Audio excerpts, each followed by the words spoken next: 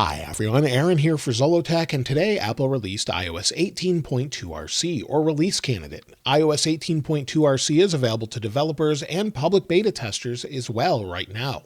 Now, iOS 18.2 supports all iOS 18 supported devices and has more than just Apple Intelligence features, so I'll separate those in the chapters in the description so you can jump around to what's most relevant to you. Now, this update came in at a very large 7.45 gigabytes on my iPhone 16 Pro Max. Anytime you go from a beta to a public release, which in RC is just a public release given early to developers and beta testers, it's going to reinstall the entire OS. So anytime you switch from a beta back to a public version or from a public version to a beta, it's a very large install. Now, this particular update was released alongside many other updates such as iPadOS 18.2 RC, watchOS 11.2 RC, and all of the others you can see here. Lots of different updates, but let's go ahead and take a look at the build number and talk about what's new. So we'll go to Settings, then we'll go to General, then About. As you can see, the build number is 22C150, and this should be the final build number released to the public as long as there's no additional issues.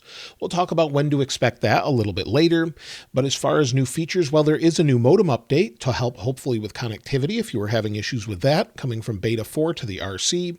And as far as new features, well, first let's talk about Apple Intelligence. This brings the second set of Apple Intelligence features, and the first thing has to do with Siri. If you have the new Siri animation, it's a little bit different. In fact, I like it a little bit less. It doesn't move as much. So here we have Beta 4 on the left. You'll see it sort of wobbles back and forth. RC on the right, it barely moves. So that's just a small change, but something I noticed. Something else that's new is Image Playground. So as long as you've signed up for this and you have it in your country, you can go into Image Playground and actually use this to create images. This is based off of me. You just go in here, tap on your picture, and then maybe sunset, show more, and you have a bunch of different options here, such as themes, costumes, accessories, and places. So maybe the mountains, although I was already in the mountains here, we'll give it just a moment, and then it gives us options we can swipe through. You can create things based on text as well. You can describe an image such as a sports car or something else, and I've created those before. I'll cover this more in depth with the full public release as well, but you'll see some of those here. If we go into messages, we can actually create those same sort of images as well that are in Image Playground. So you'll see here's some Genmoji. We'll talk about that in a moment, but if we go into the emoji keyboard, and now we have image creation, and we can create Genmoji or different images. So you'll see Genmoji here. So maybe we want a cat sitting on a box, and you'll see it will create this. So we'll give it just a moment, it creates it, and then we can use it as an emoji.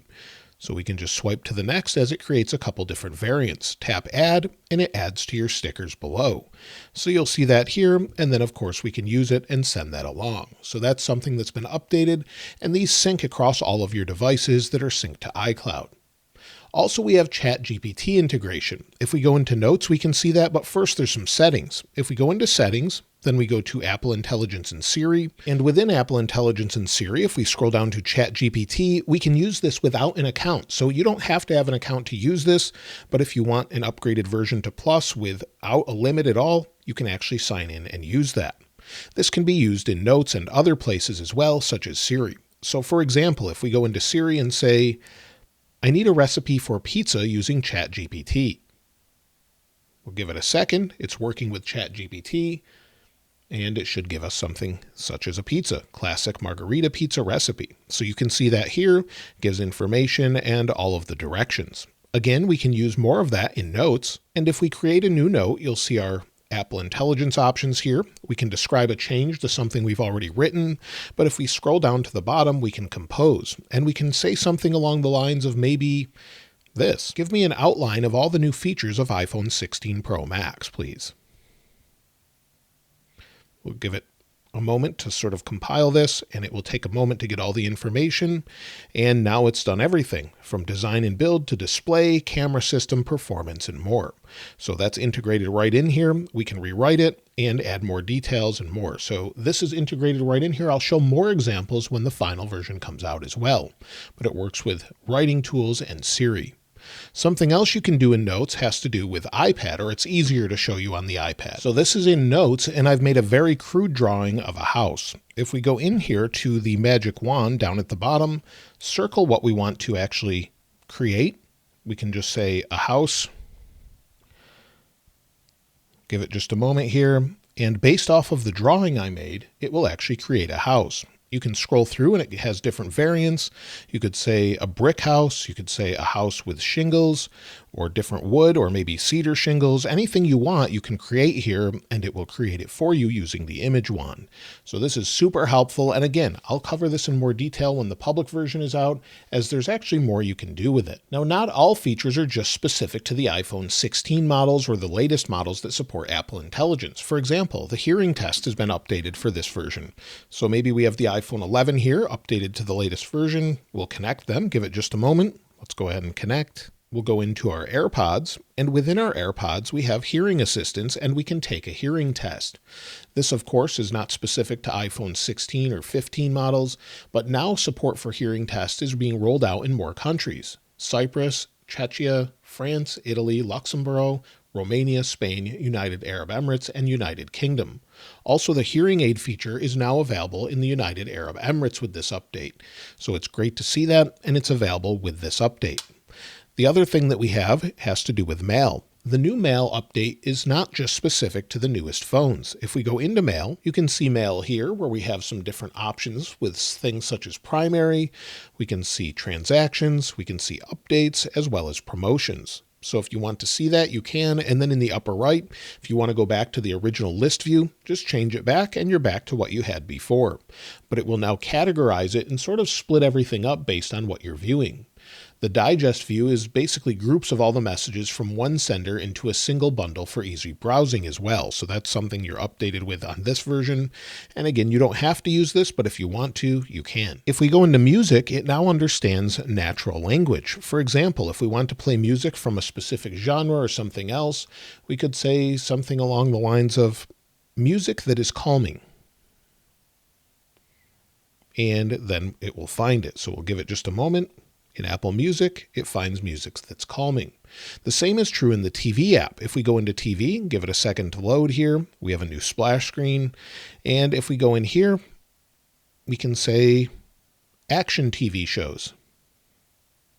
And now it finds those. So that's something that's been updated that works across all devices.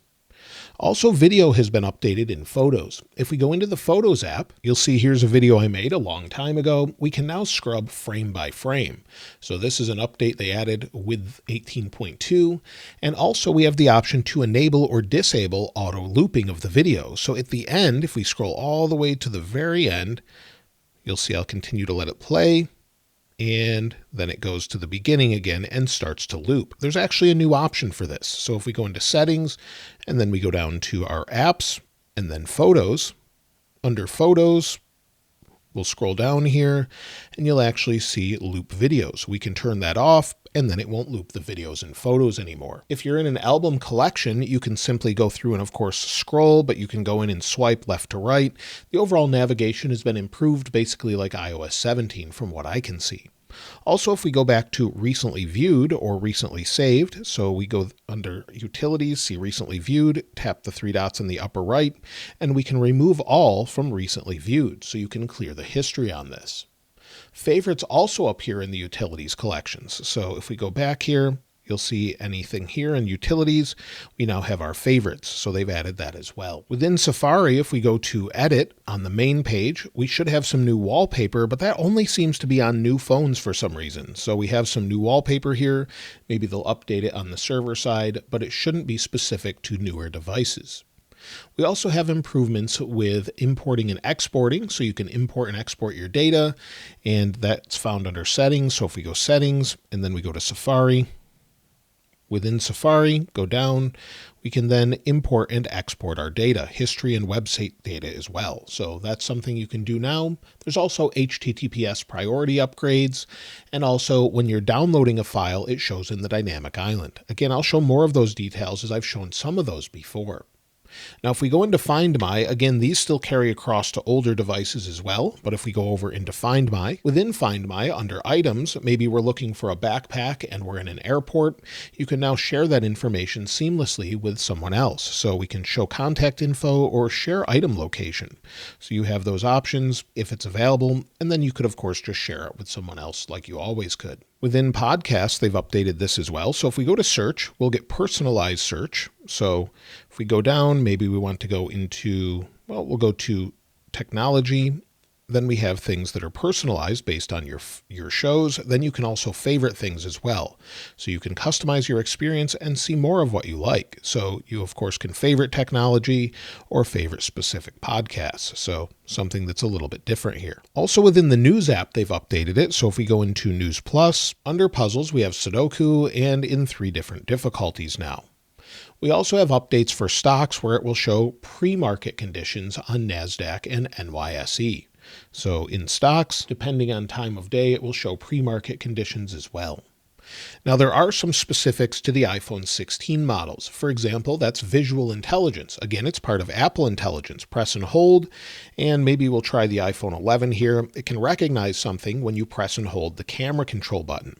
So we'll go ahead and scan the iPhone 11, and then we can ask about it. It will use ChatGPT to sort of determine what it is. So we'll give it just a moment, and it says it's an iPhone. It didn't really recognize that it's an iPhone 11. We also can search for it as well. We've had this sort of thing in other apps for quite some time, but it did find that it's an iPhone 11 and find similar ones on things such as eBay, AliExpress, and others. Also specific to the iPhone 16 devices has to do with voice memos. If we go into a recording, go to our edit recording options, we now have the option to layer something on top of what we've already recorded. So maybe we want some music in the background and then layering a voice on top of the other.